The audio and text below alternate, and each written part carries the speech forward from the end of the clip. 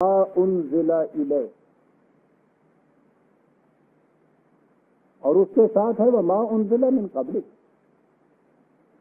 یہ رسول تجھ سے پہلے جو کچھ خدا کی طرف سے آیا تھا اس پر بھی ایمان رکھتے ہیں۔ یہ بڑا اہم مقام آ گیا۔ قرآن کریم نے یہ بتایا ہے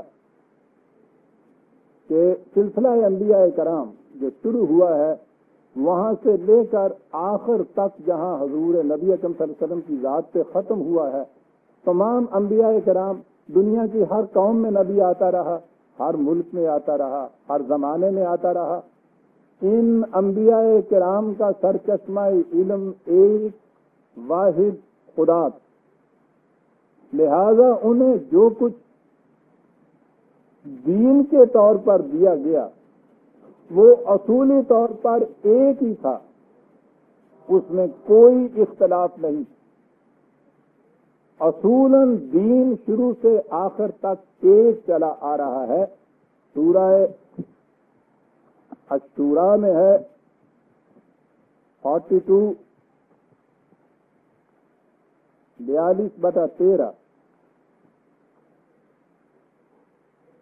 شرع لكم من الدين ما وصى به نوحا والذي أوحينا إليك وما وصينا به إبراهيم وموسى وعيسى أن أقيموا الدين ولا تتفرقوا فيه۔ دین کا راستہ شروع سے ایک ہی رہا ہے۔ ان تمام انبیاء کرام کو وہی کچھ دیا گیا جو تجھے اے رسول دیا جا رہا ہے، اور ان سے کہا یہ گیا تھا کہ جب دین ایک ہے تو اس میں تم نے تفرقہ نہ کر، یعنی ان کی امتوں سے یہ کہا گیا تھا۔ نبی تو خیر اس میں تفرقہ کرتا ہی نہیں ہے، ان کی امتوں سے یہ کہا گیا تھا کہ دین میں تفرقہ نہیں کر۔ تو اب دین خدا کی طرف سے ایک ہی رہا ہے، البتہ اس دین پر چلنے کے طور طریق یہ زمانے کے تقاضوں کے لحاظ سے بدلتے رہے ہیں۔ یہ طریقہ کار جو ہے اس میں مختلف زمانوں میں اختلاف ہوتا رہا ہے، اسے آپ شریعت کہہ لیجیے۔ ان طور و طریق کو آپ بائی لاز کہہ لیجیے، یہ بدلتے رہے ہیں۔ اب دین شروع سے ایک ہی رہا ہے۔ قرآن کریم کے متعدد مقامات میں یہ حقیقت واضح کی گئی ہے کہ دین ایک رہا ہے، لیکن اس پر چلنے کے طریقے مختلف ہوتے رہے ہیں۔ مثلا سورہ حج میں 22/67 22/67 لِكُلِّ أُمَّةٍ جَعَلْنَا مَنسَكًا هُمْ نَاسِكُوهُ، ہر قوم کے لیے دین پر چلنے کے طور طریقے کچھ مختلف تھے، اس میں کوئی جھگڑے کی بات نہیں تھی۔ فَلَا يُنَازِعُنَّكَ فِي الْأَمْرِ، لیکن الامر جو ہے، الدین جو ہے، وہی کی اصل و بنیاد جو ہے، اس معاملے کے اندر تو کوئی جھگڑے کی بات نہیں ہونی چاہیے۔ اے رسول یہ تم سے اس کے متعلق جھگڑا کرتے، وَادْعُ إِلَىٰ رَبِّكَ، لہذا تو ان چیزوں کی پرواہ نہ کر، اپنے خدا کی طرف دعوت دیتا جا۔ إِنَّكَ لَعَلَىٰ هُدًى مُسْتَقِيمٍ، تو خود، اور یقینی بات ہے کہ تو ہی اب خدا کے بتائے ہوئے سیدھے راستے پر ہے۔ 22/67 22/67 اور اسی سے ملتی ہوئی آیت ہے 5/48 بھی۔ ہوتا کیا تھا؟ ایک رسول آتا، خدا کی طرف سے دیا ہوا دین اپنی امت کے سامنے پیش کرتا، اس پر چلنے کے طور طریقے اس زمانے کے تقاضوں کے اعتبار سے وضع کرتا اور ان کے مطابق اس امت کو اس کے اوپر چلاتا۔ وہ چلا جاتا، بعد میں مفاد پرست گروہ اس دین میں آمیزشیں کرتا، تعریف کرتا۔ کبھی ایسا بھی ہوتا کہ یہ خدا کی طرف سے دی ہوئی کتاب، وحی کا صحیفہ، ارضی یا سماوی حادثے کی نظر ہو جاتا، وہ اپنی اصل شکل میں باقی نہ رہتا. جب یہ صورت پیدا ہو جاتی تو پھر خدا کی طرف سے ایک دوسرا رسول آ جاتا، وہ دین کی اصل کو پھر دنیا کے سامنے پیش کرتا، اس فرق کے ساتھ کہ ان میں کوئی چیزیں جو ایسی تھیں جو وقتی طور پہ دی گئی تھیں ان کو منسوخ کر دیا جاتا خدا کی طرف سے، یا جو ایسی چیزیں تھیں کہ جن کو انسانوں کے حافظے نے محو کر دیا، حوادث ارضی اور سماوی نے ان کو گم کر دیا، ان کی جگہ انہی جیسی اور تعلیم خدا کی طرف سے آ جاتی. اب یہ نیا مجموعہ دین جو ہے نئے رسول کی وساطت سے دنیا کو دیا جاتا. سورہ بقرہ کی یہ آیت 2/106 بڑی اہم آیت ہے، جس کے غلط مفہوم نے پوچھی ہی نہیں ہمارے ساتھ کیا کر رکھا ہے. ما ننسخ من آیت او ننسها نأت بخیر منها او مثلها علم تعلم ان اللہ علی کل شیء قدیر. کہا کہ ہمارا طریقہ کار یہ رہا ہے کہ جب کسی رسول کی تعلیم میں، یاد رکھیے دوسری جگہ قرآن کریم نے بتایا ہے کہ یہ شیاطین، یہ فتنہ پرداز لوگ رسول کی تعلیم کے اندر اپنی طرف سے آمیزش کر دیا کرتے. کہا کہ جب یہ ہوتا تھا تو پھر ہم ایک نیا نبی بھیج دیتے تھے، اس کے ذریعے سے وہ سابقہ تعلیم اس کی پھر تجدید ہو جاتی تھی، اس فرق کے ساتھ کہ جتنی چیزیں تو ایسی تھی جنہیں برقرار رکھنا مقصود تھا لیکن وہ محو ہو چکی تھیں، بھلا دی گئی تھیں، مٹ گئی تھیں، ان کو تو علی حال ہی دے دیا جاتا تھا. اور اگر کوئی ایسی چیز تھی جو پہلے رسول کے زمانے میں وقتی طور پر، ہنگامی طور پر دی گئی تھی، اس کی جگہ دوسری چیز ہم دیتے تھے نعت بخیر منہا، جو اس سے بہتر ہوتی تھی اور جو محو ہو جاتی تھی، مٹ جاتی تھی، مثل اسی جیسی دوسری تعلیم دے دیتے تھے. یوں یہ دین کا سلسلہ آگے بڑھتا تھا. ضمناً میں نے جو ابھی عرض کیا تھا کہ اس آیت کے غلط مفہوم نے ہمارے ہاں دین کو ہی جڑ بنیاد سے اکھیڑ کے رکھ دیا. اس کے متعلق کہا یہ گیا کہ یہ خود قرآن کی آیتوں کے متعلق ہے کہ قرآن میں خدا نے ایک دفعہ ایک حکم دیا، کچھ عرصے کے بعد اس کو منسوخ کر دیا، کوئی اور حکم دے دیا، پھر منسوخ کر دیا، کوئی اور حکم دے دیا. بہت اچھا جی، پہلی تو یہی بات سمجھ میں آنے والی نہیں تھی کہ ایک ضابطہ ہدایت اسی رسول کی زندگی میں، اور وہ ضابطہ ہدایت جسے قیامت تک کے لیے تمام انسانوں کے لیے غیر متبدل محفوظ ضابطہ بننا تھا، اس میں کیفیت یہ ہو کہ آج ایک حکم دیا جائے، کچھ عرصے کے بعد پھر یہ یاد آئے کہ نہیں یہ نہیں ہونا چاہیے تھا، کوئی اور ہونا چاہیے تھا، اس کی جگہ ایک اور حکم دے دیا جائے. بفرض محال اسے بھی تسلیم کیا جائے تو آپ کے ہاں جو قانون میں آئے دن کریکشنز ہوتی رہتی ہیں، آلٹریشنز ہوتی رہتی ہیں، تبدیلیاں ہوتی رہتی ہیں، تو اس میں سب سے پہلے یہ بتانا ہوتا ہے کہ فلاں قانون کی فلاں شک جو ہے اسے منسوخ کیا جاتا ہے، اس کی جگہ یہ آئے گی. یہ تو ضروری ہے نا کہ آپ کو معلوم تو ہو جائے کہ کون سی شک منسوخ ہوئی ہے، اس کی جگہ یہ دوسری شک آئی ہے. قرآن میں کہیں یہ لکھا ہی نہیں کہ یہ آیت جو ہے اس نے فلاں آیت کو منسوخ کر دیا ہے لہذا حکم اس کے اوپر نہیں ہوگا، اس کے اوپر ہوگا. کہیں یہ آیا ہی نہیں.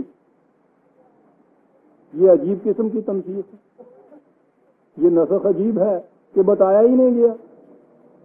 تو آپ کو معلوم ہے پھر کیا کیا؟ یہ بیٹھے آپ کے ہاں کی مذہبی پیشوائی ہے اور انہوں نے خدا کی اس کتاب کے اندر خود یہ بتانا شروع کیا کہ یہ بھی منسوخ، یہ بھی منسوخ، یہ بھی منسوخ،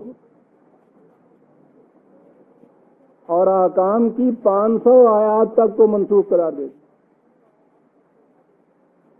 بغیر کسی اتھارٹی کے.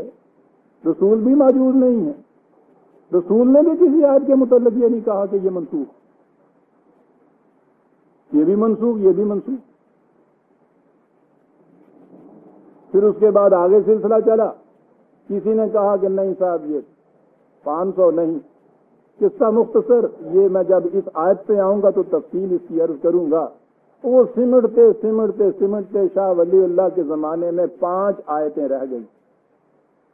تو ان کے شاگرد مولانا عبید اللہ سندھی نے اس کے بعد یہ کہا کہ نہیں، یہ 5 بھی شاہ صاحب نے مصلحتاً کہہ دیا تھا کہ اس زمانے میں نسخ کے عقیدے کا سرے سے انکار کرنا تو ایک قیامت برپا کرتا، تو انہوں نے عقیدے سے انکار نہیں کیا. یہ 5 آیتیں ایسی رکھ لی ہیں جن کو آسانی سے بتایا جا سکتا ہے کہ یہ ان میں تطبیق ہو سکتی ہے، یہ منسوخ نہیں ہے.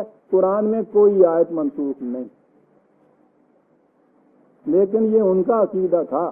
آپ کے ہاں کے یہ علماء کرام آج بھی یہ مانتے ہیں، اور وہاں جہاں ذرا سی ان کو کہیں دقت پیش آتی ہے یا کسی ایک آیت کے اوپر عمل کرنے میں کچھ کہیں زد پڑتی ہے، اس کے لیے سیدھا ارشاد ہے کہ صاحب یہ آیت منسوخ ہے. بھائی منسوخ کرنے والے خدا نے کہیں اس کے لیے کچھ کہا ہے کہ نہیں جی وہ اسلاف نے یہ کہہ دیا ہے، علماء کرام کا یہ فیصلہ ہے، اجماع امت ہے، اس کے اوپر چلیے صاحب. یہ اجماع امت بھی عجیب چیز ہے ان کے ہاں. بہرحال یہ بھی جب آؤں گا میں اجماع پہ پھر عرض کروں گا. اس آیت کا یہ معنی لے لیے گئے کہ قرآن کی آیتیں منسوخ ہیں. آیتیں موجود ہیں قرآن میں، حکم ان کا منسوخ ہے. وہی اس میں سے نکال دی جاتی ہے منسوخ ہے کہ جی وہ جو تلاوت کا ثواب ہے وہ کتنا کم رہ جاتا. بات ہوئی نا. وہ کھجوراں دیا گڑتا گنے فرق پہ جانا.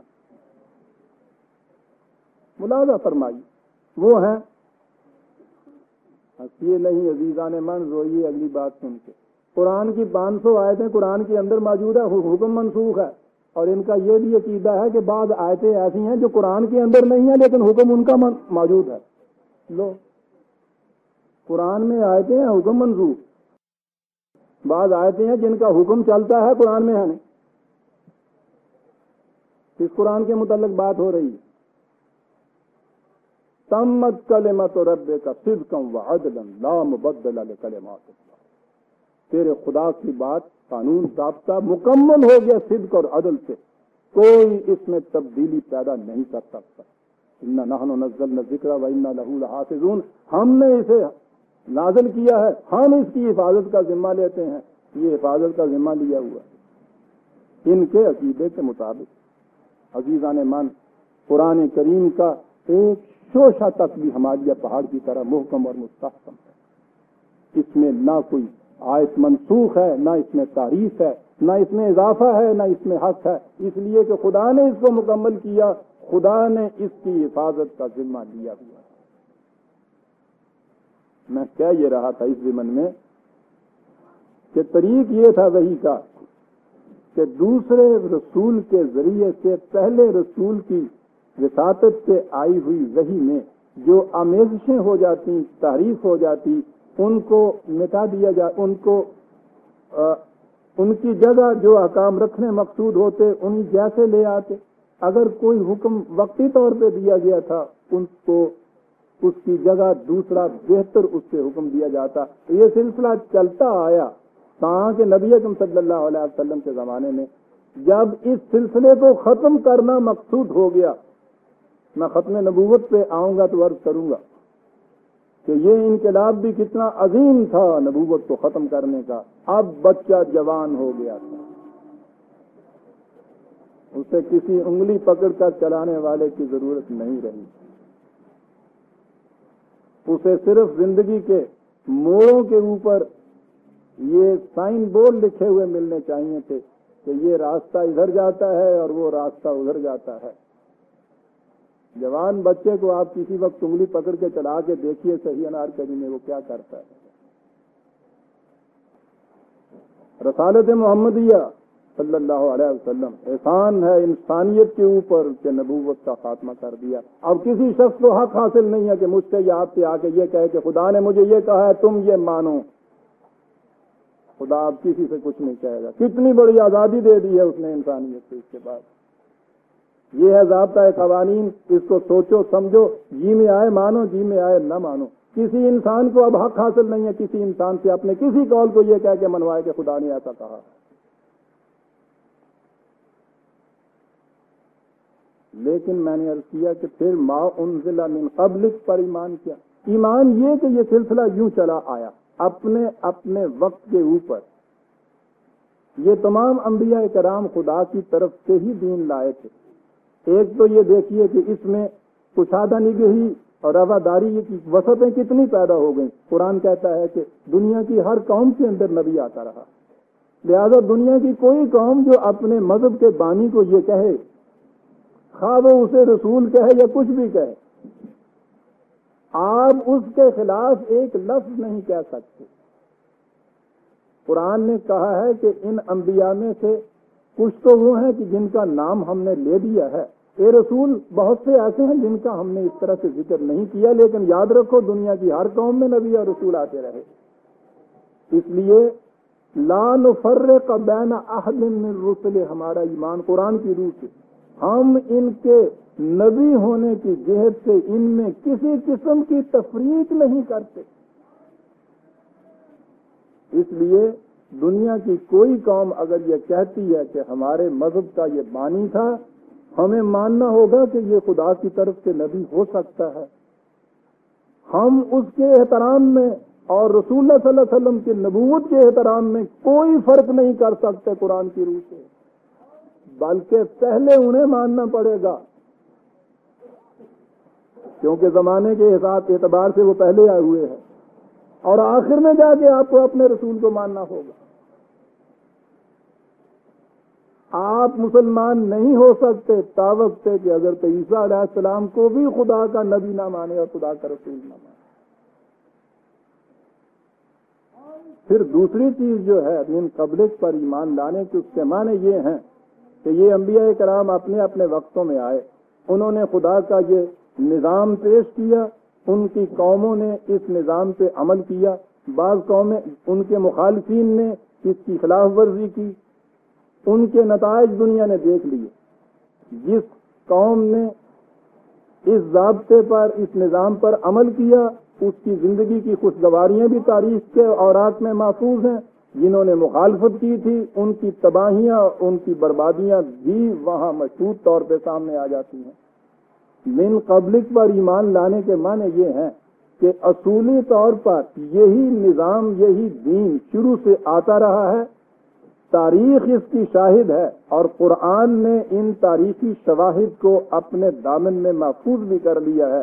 تاریخ اس کی شاہد ہے کہ جن قوموں نے اس کے مطابق زندگی بسر کی تھی ان کو دنیا کی سرفرازیاں نصیب ہوئی تھیں، جنہوں نے اس کی مخالفت کی تھی ذلت اور مسکنت ان کے حصے میں آئی تھی۔ لہذا یہ جو ہسٹوریکل ایویڈنس ہے، تاریخی شہادات جو ہیں، وہ قرآن کے اس دعوی کی صداقت کا بھی ثبوت بنتی ہیں۔ اس لیے بھی ما انزل من قبلک پر ایمان لانا ضروری ہے۔ یہ اس کا افادی پہلو ہے جو میں نے ابھی عرض کیا، تاریخی شہادات۔ لیکن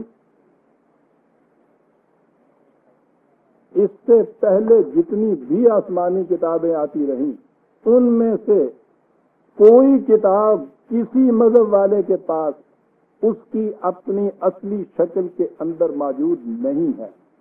یہ ہمارا دعویٰ نہیں، دنیا کے ہر مذہب والے اپنی کتاب کے متعلق یہ تسلیم کرتے ہیں کہ یہ غیر محرف اصلی حقیقی شکل میں وہ نہیں ہے۔ تفصیل اس اجمال کی بھی صورت چلی جائے گی، میں عرض کروں گا اگر آپ کو دلچسپی ہو تو میں نے یہ جتنے بڑے بڑے مذاہب عالم ہیں ان کی مبینہ آسمانی کتابوں کی تاریخ لکھ دی ہے، وہ اپنی اس کتاب میں، جس کا نام ہی آسمانی کتابیں ہیں، وہ موجود ہے، یہاں چھپی ہوئی ہے۔ اس میں نے اپنی طرف سے کچھ نہیں لکھا، جس اہل مذہب کی وہ کتاب ہے انہی کی اتھارٹی سے اور سند سے یہ بتایا ہے کہ ان کے پاس ان کے بانی کی اصلی کتاب موجود نہیں ہے۔ لیکن ہمارے ہاں ایک تحریک پیدا ہوئی. میں اس تحریک کے سیاسی پس منظر میں نہیں جانا چاہتا، وہ موضوع اور ہو جائے گا. اسے برہمو سماجی کی تحریک کہا جاتا ہے. انہوں نے کہا کہ صاحب یہ لڑائی جھگڑے کی باتیں جو مذہب میں ہوتی ہیں یہ بڑی غلط بات ہے. اور عام بھی وہی، رحیم بھی وہی، یہ بھی اچھا، یہ بھی اچھا، یہ بھی ٹھیک، وہ بھی ٹھیک. کیا کریں کہ مختلف مذاہب کی کتابوں میں سے اچھی اچھی چیزیں جو ہیں وہ اکٹھی کر لیں اور اس کے اوپر ہم ایمان لے آئیں، اس کو اپنی زندگی کا ضابطہ بنا لیں. بظاہر کتنی خوشائن بات نظر آتی، اس میں سے اچھی اچھی باتوں کو چن لیا جائے. دوسرے اہل مذاہب سے تو ہمیں سروکار نہیں. تو اس کے معنی یہ ہوئے کہ خود قرآن میں بھی کچھ اچھی باتیں ہیں اور کچھ معاذ اللہ خراب باتیں بھی ہیں.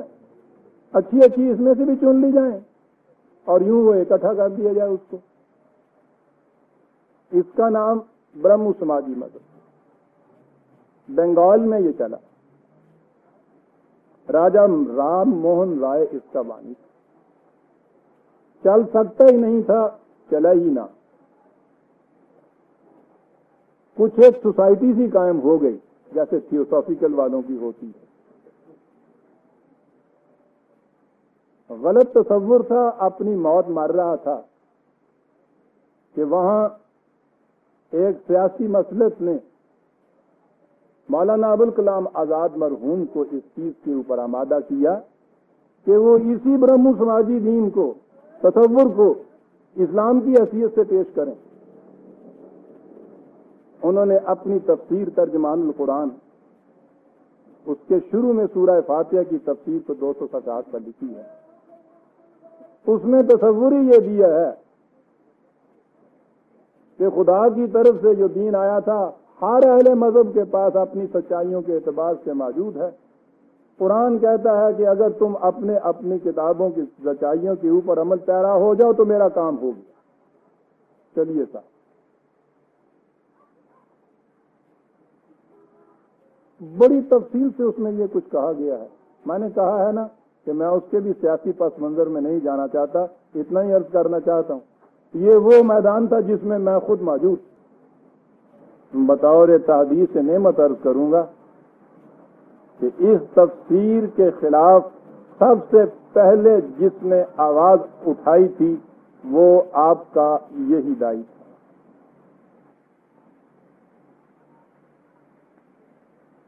لیکن دوسری طرف کیفیت یہ تھی کہ کانگریس کمیٹی نے خود اس تفسیر کی یہ حصہ جو تھا اس کے اپنی مختلف زبانوں میں ترجمے کرائے تھے اور سارے ہندوستان میں اس کو پھیلایا تھا.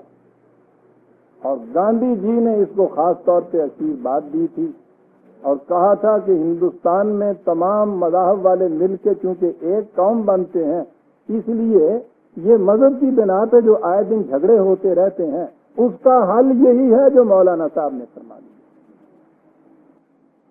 یعنی ہندو مت جیسا مذہب اس کو اٹھا کے اسلام کے ہم دوست کھڑا کر دیا. آپ سوچئے کہ اس سے اسلام اپنے مقام سے کتنا نیچے آ گیا. قرآن بھی وہی ہے، رحیم بھی وہی ہے صاحب. اس کی طرف سے جو کچھ سچائیاں ملی ہیں عالمگیر ہیں، ہر ایک کے یہاں موجود ہیں.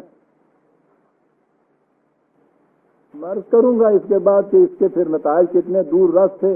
یہ تو اللہ کا احسان ہے کہ اس قوم میں اقبال جیسا دیدہ ور، جنا جیسا صاحب نظر پیدا ہوا اس زمانے میں.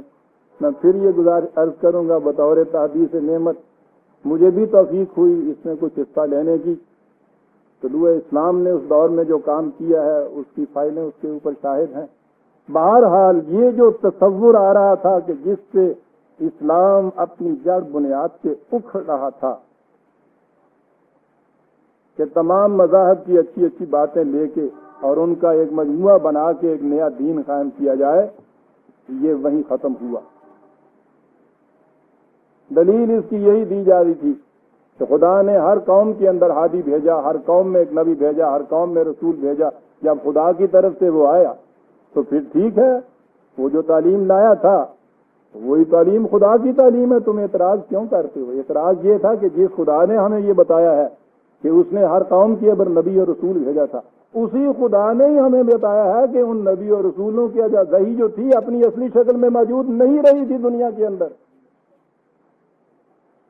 اس خدا کے پہلے قول کے اوپر تو ایمان آ رہا ہے، یہ دوسرا حصہ جو ہے اس کو گول کیا جا رہا ہے۔ اسی نے یہ ہمیں کہا تھا، اور اسی نے یہ پھر بات بتائی تھی کہ یاد رکھو اب نجات و سعادت کے لیے، یہ الفاظ ہے مولانا آزاد کی، انہیں کو میں نے یوز کیا ہے، اس کے لیے سنیے عزیزان من کیا ضروری ہے۔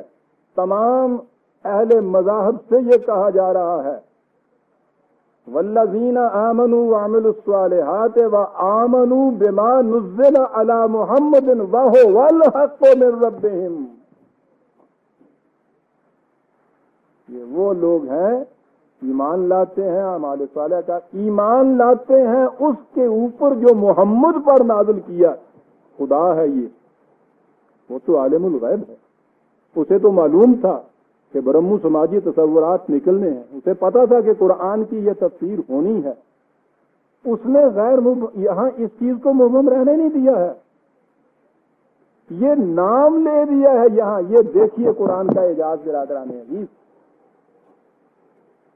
آمنوا بما نزل علی محمد، اور اس کی پھر آگے تعریف یہ کی ہے وَهُوَ الْحَقُّ، الحق یہی ہے۔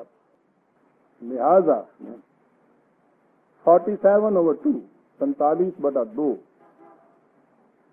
خدا کی طرف سے دین جو مختلف انبیاء کرام کو ملتا رہا اپنی اصل کے اعتبار سے ایک تھا، ان کے ہاں کہیں محفوظ نہ رہا، وہی دین اپنی آخری مکمل شکل میں قرآن کے اندر آ کر اتمام کو پہنچا۔ خدا نے اس کی حفاظت کا ذمہ لیا، اب قیامت تک کے لیے خدا کی طرف سے دین کا ضابطہ یہی ہے، اس پر ایمان لانے سے ہی انسان مومن یا مسلم ہوتا ہے، اسی کے مطابق عمل کرنے سے نجات و سعادت کی راہیں ملتی ہیں، اور کسی جگہ اب جینون مال ہے ہی نہیں۔ لہذا ما انزل من قبلک کے معنی یہ نہیں ہے کہ ان کے اوپر جو اپنے اپنے زمانے میں نازل ہوا تھا آج وہ جس شکل میں ہے اس کے اوپر ایمان لے آیا جائے۔ یہ دیکھیے جو نازل ہوا تھا ان کے اوپر اس کے متعلق یہ عقیدہ رکھا جائے کہ وہ خدا کی طرف سے ٹھیک تھا، یہ نہیں کہ جو ان کے ہاں آج موجود ہے اس کے متعلق یہ عقیدہ رکھا جائے کہ یہ خدا کی طرف سے بالکل ٹھیک ہے۔ غور فرمایا آپ نے یہ فرق کتنا ہے اس میں؟ اور وہ جو کہا کرتے ہیں جی قرآن تصدیق کرتا ہے ان کی، جب میں آؤں گا اس آیت کے اوپر مصدقا لما بین یدیہ، ہم تو پھر وہاں عرض کروں گا کہ تصدیق کے معنی کیا ہیں اور کس چیز کی تصدیق کرتا ہے۔ اس وقت صرف اسی پہ اکتفا کرتا ہوں کہ جو نازل کیا گیا تھا ان انبیاء کے اوپر ان کے متعلق یہ ایمان ضروری ہے کہ وہ بھی خدا کی طرف سے تھا اس زمانے میں، اب وہ اپنی شکل میں موجود نہیں ہے، اسی خدا کی طرف سے آخری ایڈیشن دین کا جو ہے مکمل شکل میں اب قرآن کے اندر ہے، ساری دنیا کی طرف یہ نازل ہوا ہے، ساری دنیا کو دعوت دی جا رہی ہے کہ اس پہ ایمان لائیں۔ اگر جو کچھ کسی کے پاس تھا اسی کو ماننا اور اسی کے مطابق چلنا جو تھا یہی اسلام کی روح سے کافی تھا، تو نبی اکرم صلی اللہ علیہ وسلم نے جو اہل کتاب کے ساتھ اتنے برسوں تک یہ جنگیں اور لڑائیاں جاری رکھی وہ کاہے کے لیے تھی؟ ان کے رسولوں کا، ان کی کتابوں کا تو خود قرآن میں ذکر ہے، لیکن ان سے یہ کہا جا رہا ہے